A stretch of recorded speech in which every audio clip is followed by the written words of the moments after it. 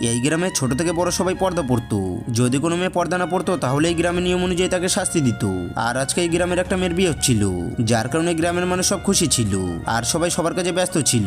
তখনই শহর থেকে একটা ছেলে আসে আর সেও খুশিতে নাচতে থাকে, কিন্তু তার ব্যাগ থেকে একটা ছবি পড়ে যায়। সেই ছবিটা ছিল সেই মেয়ের যার আজকে বিয়ে হবার কথা ছিল, কিন্তু একটা ছেলে সেই ছবিটা ফুলের ঝুড়ির উপর রেখে দেয় আর সেই ফুলের ঝুড়িটা একটা মেয়ে বিয়ের মণ্ডপে নিয়ে যায়। কিন্তু বন্ধুরা এরপর কি হয় সেটা দেখার আগে তোমরা যদি তোমার মাকে একটু ভালোবেসে থাকো তাহলে ভিডিওটাতে একটা লাইক দিয়ে চ্যানেলটাকে সাবস্ক্রাইব করে দাও।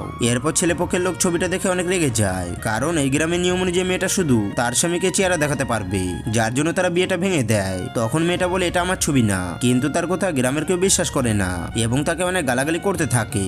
এখন গ্রামের নিয়ম অনুযায়ী মেয়েটাকে শাস্তি পেতে হবে, তাই গ্রামের মানুষ মেয়েটাকে শাস্তি দেওয়ার জন্য একটা কুয়োর পাশে নিয়ে যায়, যেখানে তার পায়ে মাটির হাঁড়ি বেঁধে জলের মধ্যে লাফ দিতে হবে।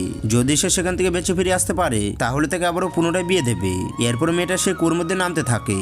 আর বন্ধুরা পার্ট 2 দেখার জন্য কমেন্ট বক্সে বলে যাও।